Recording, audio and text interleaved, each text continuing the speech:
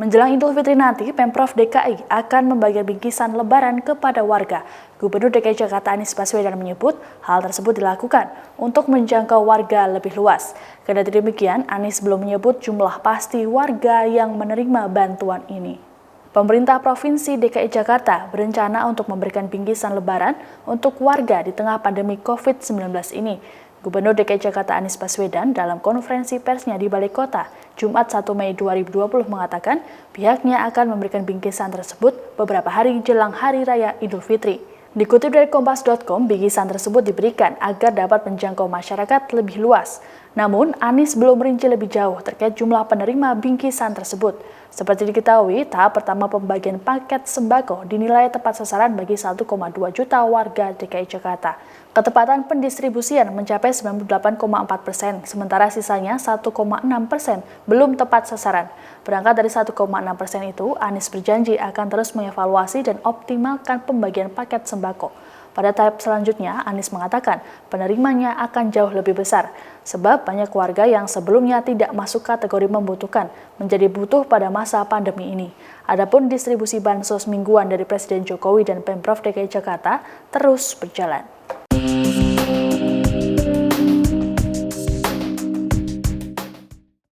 Lalu yang berikutnya terkait dengan bantuan sosial. Saat ini di Jakarta sedang ada proses distribusi bantuan sosial dari pemerintah, bantuan presiden yang dikelola oleh Kementerian Sosial.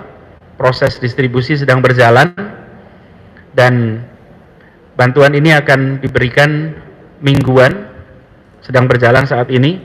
Mudah-mudahan nanti bisa tuntas sesuai waktunya.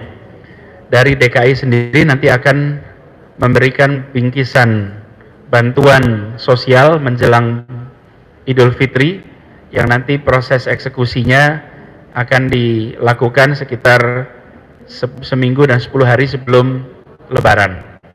Bansos ini ditujukan untuk menjangkau masyarakat lebih banyak daripada yang pertama. Yang pertama kemarin kita sudah lakukan menjangkau 1,2 juta keluarga dan alhamdulillah sudah terdistribusi dengan baik.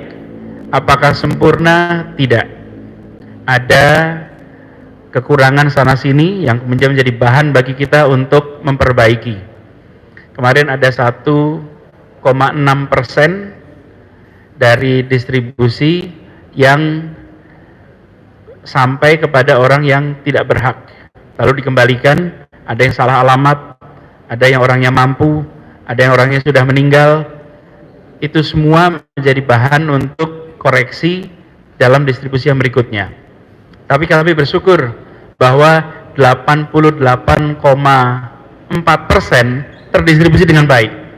Tapi biasanya yang 88,4% tidak jadi berita. Yang jadi berita biasanya yang 1,6% yang bermasalah itu. 98,4% terdistribusi dengan baik. Dan dalam waktu yang cukup singkat bisa mendistribusikan 98,4% pada keluarga yang tepat. Menurut saya itu satu langkah yang harus kita apresiasi karena tidak mudah. Nah, yang 1,6% ini sedang dalam bahan untuk jadi bahan kita untuk mengkoreksi. Nah, ke depan jumlahnya akan jauh lebih banyak lagi karena kita mengumpulkan segmen-segmen yang kemarin bukan termasuk masyarakat miskin, tapi karena kondisi perekonomian mereka masuk ke dalam masyarakat yang membutuhkan. Nah, nanti sesudah ini lengkap kami akan umumkan secara detail baik segmennya maupun jumlahnya.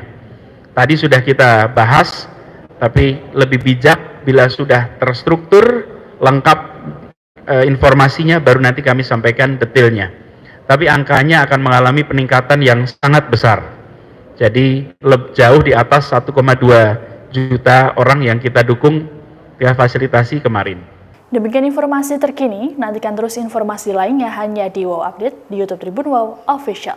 Terima kasih sudah nonton, jangan lupa like, subscribe, dan share ya!